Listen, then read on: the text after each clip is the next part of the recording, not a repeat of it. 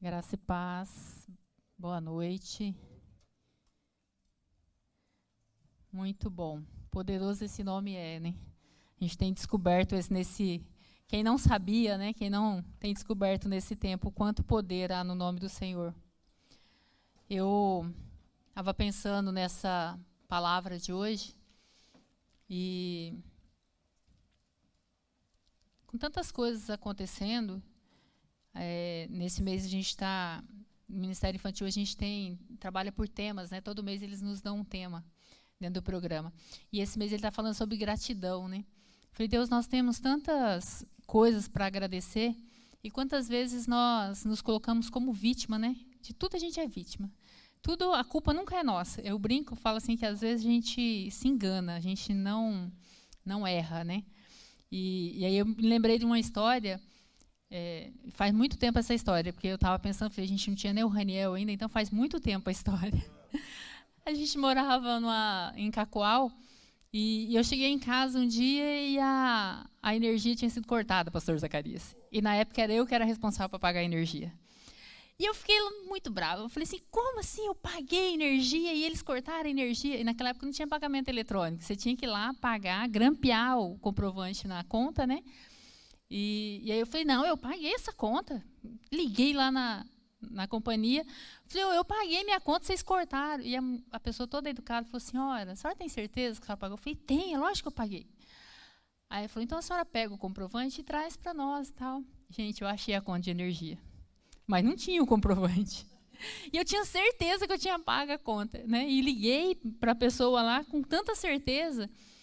E na minha razão, do meu ponto de vista, eu estava muito certa. Né? A culpa da energia ter sido cortada era do pessoal que não tinha dado baixa na conta. E, na verdade, eu não tinha pago. E eu fiquei pensando, hoje eu pensando nessa palavra, fiquei pensando nisso. E quantas vezes nós colocamos a culpa do que está acontecendo nos outros, né? Quantas vezes a culpa é de todo mundo, menos nossa. A culpa é da situação, da circunstância, a culpa é do tempo, mas a culpa nunca é nossa. A gente tem uma dificuldade em estar... E eu quero que você abra sua Bíblia comigo em Atos 19. A gente tem pensado nesse tempo em... Vou puxar um. A gente tem pensado em Paulo, né? Estudado sobre Paulo. Em Atos 19:1 ele fala assim, enquanto Apolo estava em Corinto, Paulo, atravessando as regiões altas, chegou a Éfeso. Ali encontrou alguns discípulos. A Bíblia fala que Paulo, quando ele chega ali em Éfeso, ele encontra um grupo de discípulos. A Bíblia fala que era em torno de 12 pessoas. E é interessante que Paulo começa a conversar com eles, né? Paulo começa a falar das coisas. E Paulo pergunta para ele, fala assim, olha, vocês receberam o Espírito Santo? E é interessante que aquele povo olha para Paulo e fala assim, não, quem é esse? A gente nem conhece ele, a gente nem sabia que ele existia. E aí Paulo explica para eles, impõe as mãos, e a Bíblia diz que eles recebem o Espírito Santo, ao mover. E aquelas pessoas que estavam ali começam a falar em línguas, começam a profetizar, eles têm uma experiência com Deus. E é interessante que, mesmo eles tendo aquela experiência ali com Deus, aquelas pessoas que estavam ali, a partir daquele momento, a Bíblia diz que Paulo começa a ensinar na sinagoga. Eles dão liberdade para que Paulo comece a ensinar naquela sinagoga. E aquele grupo de pessoas que estavam ali, passou-se algum tempo, a Bíblia fala que em torno ali de 3 meses que Paulo estava ensinando na sinagoga, teve algumas pessoas que endureceram o coração. E essas pessoas, além de ter endurecido o coração que estavam ali, elas começaram a falar mal do caminho, né? Porque a Bíblia diz que aqueles que eram seguidores, eles chamavam Jesus de o caminho, e aqueles que seguiam Jesus, eles chamavam de seguidores do caminho. Então, eles começam a falar mal de Jesus. Eles começam a falar mal, e não basta tão somente eles terem endurecido o coração deles, eles começam a falar mal para as multidões, para aquelas pessoas que iam para a sinagoga, que se reuniam ali, aquelas pessoas que tinham endurecido o coração, começam a falar mal para aquelas pessoas ali, falar mal do trabalho de Paulo, provavelmente, de como Paulo falava, falar mal do... E é interessante que eu fico pensando, né, talvez do alto da razão de Paulo, ele podia ter falado assim, não, esse povo aqui, diz que para xingar, naquela época a gente falava, essas raposas, né, que Jesus chamou um pouco ali que isso. esse povo está trabalhando contra. Poxa, eu estou aqui, né? Eu deixei de, né, fazer as viagens, parei para ensinar esse povo. E, de repente, esse povo endurece o coração, algumas pessoas endurecem o coração e ainda começam a falar mal do que eu estou fazendo. Paulo podia ter culpado aquelas pessoas e aberto mão daquele povo ali. Mas a Bíblia fala que Paulo, olhando para tudo aquilo dali, ele falou assim, bom, já que vocês não querem que eu pregue aqui, vamos fazer um grupo. E Paulo vai para uma escola, né? Vai para um lugar, as pessoas acham, deixa eu achar o nome da escola aqui, tirano. Eu achei interessante porque a gente tem da expressão, né? Algumas pessoas acham que é uma pessoa, algumas pessoas acham que era o horário que eles tiravam para estudar, que se usava essa expressão de tirano. Mas o fato é que Paulo pega um grupo de pessoas e a Bíblia diz que diariamente Paulo estudava com eles. Diariamente Paulo começa a ensinar eles. E o que me chama a atenção é que nesse tempo ali, tanto os judeus quanto os gregos que estavam ali na Ásia começam a ouvir de Deus, começam a ouvir de Jesus, começam a ter as suas vidas transformadas. E o que é interessante é que a Bíblia diz que Deus faz milagres, e ele usa a expressão de milagres extraordinários através da vida de Paulo naquele lugar. As pessoas começam a ouvir que aquele grupo que estava se reunindo com Paulo, que através daquele grupo, através de Paulo, através da vida de Paulo, estavam acontecendo milagres extraordinários. E eu fiquei pensando nisso aqui, eu falei assim, Deus, se milagre já é bom, imagina milagre extraordinário, né? Porque ali era algo assim, que ia além do normal, né? Que era além do comum. Existe uma expressão, não sei se usa aqui lá no Brasil, os aleluiado, né? Que eles falam assim, a expressão está no óleo. Eu acho que eles estavam com tanta unção, era tão extraordinário o que estava acontecendo ali, que a Bíblia diz que até as roupas que Paulo usava, o lenço que Paulo usava, as pessoas pegavam e levavam, e quando eles colocavam sobre os enfermos eram curados. As pessoas estavam atormentadas, estavam, né, endemoniadas, eles pegavam essas roupas, as pessoas eram libertas. O negócio estava assim, pegando fogo, né? E é interessante que a Bíblia fala que quando isso aconteceu, as pessoas, aquelas pessoas que tinham tido o seu coração endurecido, elas começam a ver Jesus através da vida de Paulo. Eles começam a ver que algo realmente tinha de diferente naquele homem, que o que ele ensinava era algo extraordinário, era algo diferente. Mas o que é interessante é que aquele povo que estava vendo aquilo acontecer, vendo as pessoas sendo libertas, as pessoas sendo curadas, de repente levanta um grupo de judeus no meio deles, que começa a falar, bom, se Paulo vai lá e faz, a gente também pode fazer, né? Nós estamos aqui junto, né? Se o Paulo faz, deve ser fácil de fazer, não deve ser difícil. E a Bíblia diz que levanta, e eram 7 filhos de Seva, né? E esse Seva não era um qualquer, ele era um dos chefes da sinagoga. Ele era uma pessoa que, teoricamente, os filhos dele eram pessoas entendidas, que tinham acesso a essas informações. E eles começam a querer fazer a mesma coisa. A Bíblia diz que eles começam a querer orar, expulsar demônios. E é interessante que a Bíblia fala que eles iam, em nome de Jesus, expulsar esses demônios. E o interessante é que quando eles começam a fazer isso, eles chegam num lugar lá e o endemoniado pega eles, arranca a roupa deles, dá uma taca neles. Porque a Bíblia diz que foi tão violento o ataque que eles saíram nu. Quer dizer, então o demônio falou assim... Eu fiquei me lembrando disso aqui, quando eu era criança, quando o negócio era muito grave, os pais tinham uma história de tirar a roupa para bater no menino, né? Levava o menino, que era a surra mais... E a Bíblia diz que os demônios fizeram exatamente isso, agrediu eles de forma tão violenta que eles saíram, né? E ainda falou para eles assim, na hora que eles chegaram lá, que eles foram expulsar, ele falou assim, olha, nós conhecemos Jesus, nós sabemos quem é Paulo, agora quem são vocês? Né? Por eles estarem ali andando perto, eles achavam que eles conheciam, que neles também estava aquilo que estava em Paulo, né? Que neles também. E quando isso aconteceu, a Bíblia fala que houve um temor. Foi a partir desse ato aqui que a Bíblia fala que houve um temor naquelas pessoas. E aquelas pessoas passaram a ouvir o que Paulo estava realmente falando. Bom, viram os milagres extraordinários, né, acontecendo através de Paulo, viram, e de repente as pessoas querem replicar isso, e de repente vai lá e não dá certo. Então ele falou assim, não, então não é do nosso jeito. Humanamente falando, nós não vamos conseguir fazer, nós precisamos do que esse homem tem. E é interessante que, quando eles descobrem isso, lá no capítulo 19, ele fala que existiam pessoas ali que eram praticantes do ocultismo. Então, as pessoas estavam indo para a sinagoga, porque ele não fala de pessoas que estavam fora, ele fala das pessoas que estavam estudando ali as leis de Deus, mas que eram praticantes do ocultismo. E o que é interessante é que eles falam que eles pegaram toda aquela literatura deles e queimaram. E ele fala que era equivalente a 5 mil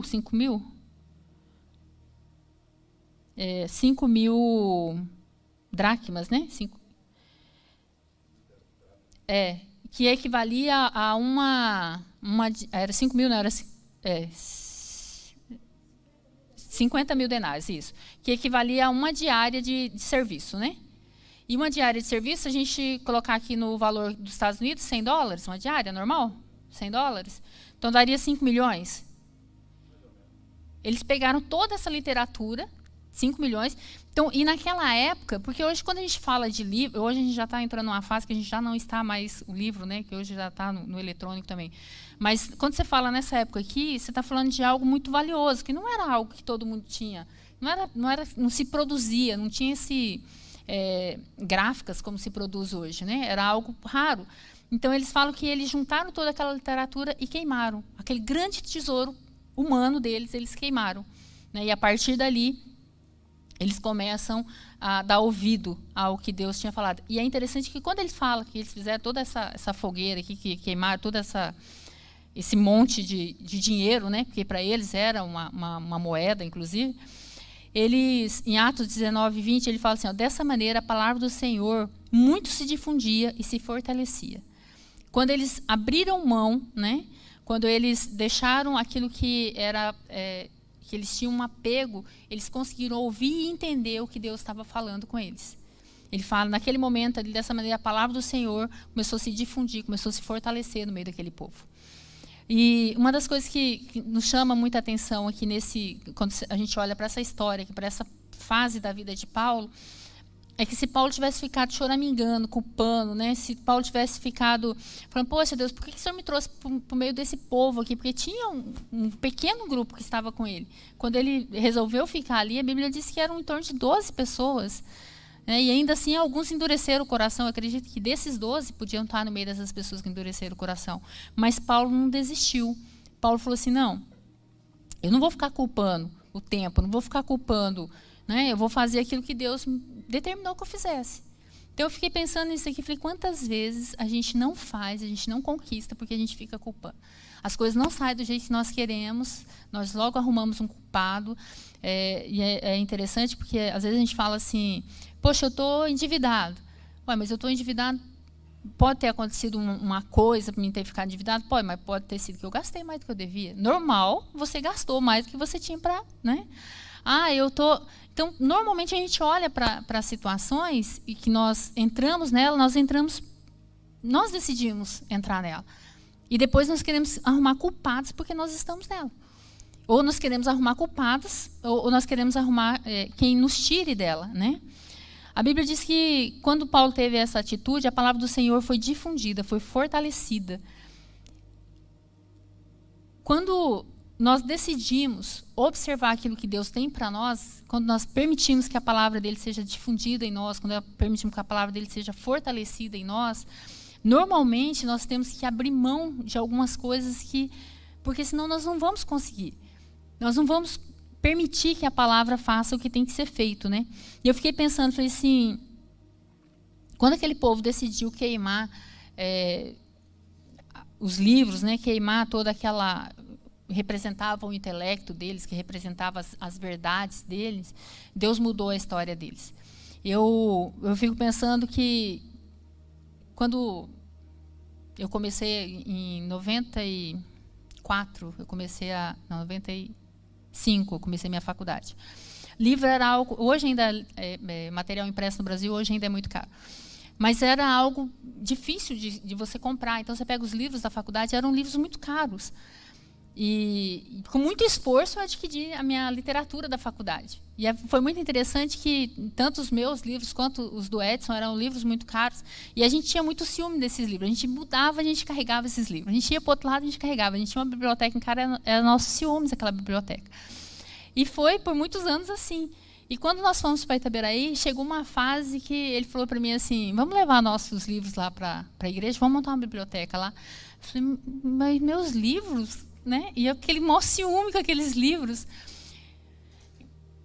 Mas foi necessário haver um desapego daquilo. Né? E eu fico imaginando que nós estamos falando de algo que tinha um valor? Tinha, lógico que tinha, mas não tinha esse valor que esse povo precisou abrir mão.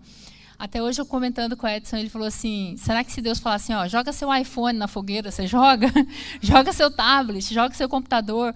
Porque era o que estava roubando, né? As pessoas, é o que estava ensinando eles de forma errada.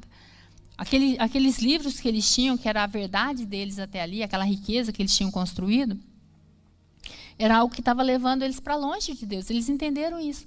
Eles podiam continuar culpando que a palavra de Paulo era diferente do que eles entendiam, ou eles podiam dizer, não, nós crescemos com esse entendimento, né? Meu pai, minha mãe, meu avô, sei lá quem, me ensinou dessa forma, e eu continuo nela, porque foi a verdade que eu aprendi.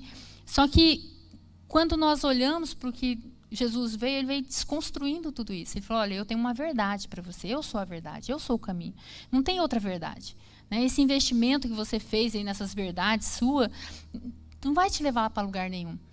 E eu fiquei olhando e falei assim, Deus, quantas vezes nós não conseguimos mais porque nós não abrimos mão? Aquilo que tem um valor para mim, muitas vezes me afasta do que Deus tem para mim. Muitas vezes tem roubado de mim. E aí eu começo a arrumar culpados para isso. Então, às vezes, eu já levanto de mau humor, já levanto, ou eu vou do shopping, eu posso gastar $100, eu gasto 500, e aí depois o cartão de crédito chega. O Edson arrumou um cartão que, desde lá do Brasil, que ele é fofoqueiro, eu não posso gastar nele, que ele já avisa ele que eu já gastei. Eu falei, mas, gente, o que é isso? Então, às vezes, a gente não tem essa... E aí, depois que chega a conta, fala, poxa, chega no final do mês, chega a fatura, eu tenho que me resolver com ela, tenho que pagar. Aí eu trato as pessoas em volta de forma... Sou grossa, e aí depois eu fico chateada porque as pessoas... Então, eu preciso me desapegar daquilo que era uma verdade, que muitas vezes não é a verdade de Deus para a minha vida. Muitas vezes eu não observo aquilo que ele me fala, todos os dias. Às vezes eu não observo o que ele tem me falado através da pregação, eu não tenho observado aquilo que ele tem me falado através do louvor. E aí depois eu fico reclamando. E aí eu arrumo o culpado. Então, às vezes eu trato... a gente ouve muito a expressão, falar assim, uma mãe é para 10 filhos, mas 10 filhos não é para uma mãe. Eu falei, gente, isso não é uma verdade. Se uma mãe constrói uma relação de amor com o seu filho, um filho é para a mãe. Se eu construo uma relação de amor com meu esposo, eu vou ter Então, é aquilo que eu estou construindo. Eu não posso colocar a culpa das minhas atitudes nos outros. E eu não posso esperar que os outros tenham atitudes que vai resolver a minha situação. Então, eu não posso querer que o pastor resolva a minha vida espiritual. Eu não posso querer que meu patrão resolva a minha vida financeira. Eu não posso querer que a igreja resolva a vida dos meus filhos. Por quê? Porque não é o papel. O meu papel, eu preciso resolver ele. Porque senão eu começo a colocar a culpa e o tempo vai passando. Essa semana a gente estava conversando com uma pessoa, falou assim, eu tenho 37 anos de América. Parece que foi ontem que eu cheguei aqui e eu acordei 37 anos de América. Então você olha para as coisas, quem tem mais de 40, olha e fala, poxa, coisas que aconteceram há 20 anos, parece que foi ontem. E aí? Dá para culpar o tempo? Dá para voltar? Não, eu tomei decisões que me trouxe até aqui. Então, o que eu tenho feito com a minha vida, como eu tenho conduzido a minha vida, o que eu tenho permitido que permaneça na minha vida, é responsabilidade minha.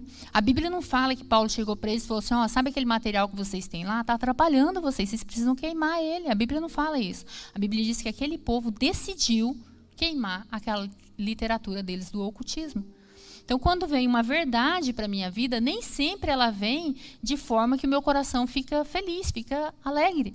Né? Tem verdades que ela vem que elas confrontam tão profundamente aquilo que eu sou, a forma como eu me comporto, que na hora que eu recebo aquela verdade, eu nem acredito que ela é verdade. Porque eu falo, poxa Deus, mas eu vou ter que mudar tudo isso, eu vou ter que abrir mão disso. Mas para que a palavra do Senhor seja difundida através da minha vida e seja fortalecida, eu preciso abrir mão. Eu não posso transferir essa responsabilidade. Eu não posso transferir essa oportunidade também. Porque eu tenho a oportunidade de ter a minha vida transformada e eu tenho a oportunidade de transformar a vida das pessoas. Paulo, quando ele chegou naquele lugar e aquelas pessoas começaram a falar mal dele, ele teve a oportunidade de ir embora daquele lugar. Ele teve a oportunidade de falar assim, olha, eu não quero, eu não preciso disso. Né? A gente tem muito a expressão de falar assim, não, eu não preciso disso. Eu não preciso disso.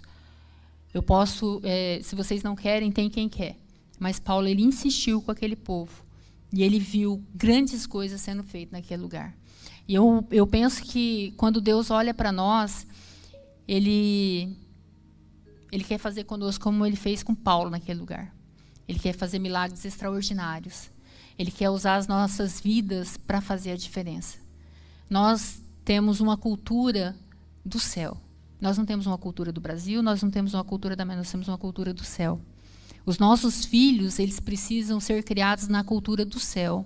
Dentro da minha casa, a cultura que tem que ter na minha casa é a cultura do céu. Ah, pastora, mas a cultura dos Estados Unidos, a cultura da Europa... Não, nós temos a cultura do céu, querida. Aonde Deus te levar, o que tem que prevalecer dentro da sua casa é a cultura do céu.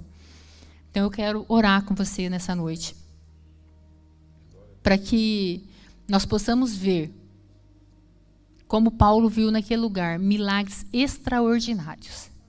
Não só os milagres convencionais, né? Se é que pode dizer que um milagre é convencional, né? Um milagre é normal, porque para mim qualquer milagre é extraordinário. Você está com uma dor de cabeça, ora a cabeça para de doer, é um milagre extraordinário. Né? Um milagre ele nunca é normal, mas que a gente possa ver realmente esses milagres extraordinários, coisas que se você ouve falar, você fala assim, nossa, né? Então, que realmente Deus possa fazer no nosso meio, que quando você orar por um paralítico, ele possa andar, quando você orar por uma pessoa com câncer, ele possa ser curado, que quando você orar por uma família que está em situação de quase separação, seja restaurado aquele lar, quando você orar pelo drogado, ele seja liberto. Então, que Deus possa fazer no nosso meio coisas extraordinárias. Eu quero orar com você. Deus, nós queremos te agradecer, meu Pai. Espírito Santo, o maior milagre na nossa vida é a nossa salvação. Nós sabemos que nós somos seres eternos, mas nós estamos num corpo temporal. Pai, por isso nós temos tanta dificuldade de entender esse tempo. Por isso nós queremos tanto, ansiamos tanto a eternidade. Mas, meu Pai, nós queremos uma eternidade contigo. Nós queremos ver os nossos familiares contigo na eternidade, meu Pai. Espírito Santo, que nós possamos, através da nossa vida, através das nossas atitudes, expressar o Senhor em todo o tempo. Pai, que as pessoas possam abrir mão daquilo que afasta elas do Senhor, através das nossas palavras. Que nós possamos abrir mão daquilo que nos afasta do Senhor. Abra os nossos olhos, meu Pai, para que nós possamos ver aquilo que nos afasta do Senhor. O que tem produzido em nós, ó Pai, é aquilo que nós temos sentido. O que tem produzido em nosso coração, os sentimentos que nós temos tido, meu Pai. Espírito Santo, nós te pedimos nessa noite, sonda os nossos corações. Sonda a nossa mente, meu Pai. Nós queremos ser cristão melhor. Nós queremos ser testemunhos do Senhor. Espírito Santo de Deus, levanta um exército nesse lugar, meu Pai. Um exército de homens, de mulher, de criança, de adolescente. Pai, que os nossos jovens possam viver em santidade. Que as nossas crianças possam viver em santidade. Pai, que os nossos adultos possam viver em santidade. Pai, que neste lugar haja um povo, meu Deus. Um povo que faz a diferença. Que milagres extraordinários, meu Pai, aconteçam nas nossas vidas e através das nossas vidas. Pai, que ninguém passe pelas nossas vidas e não veja o Senhor. Que ninguém passe pelas nossas vidas e não veja o extraordinário do Senhor nas nossas vidas. Nós queremos tão somente, meu Pai, expressar o Senhor aonde o Senhor nos colocar. Faz de nós, meu Pai, pessoas melhores.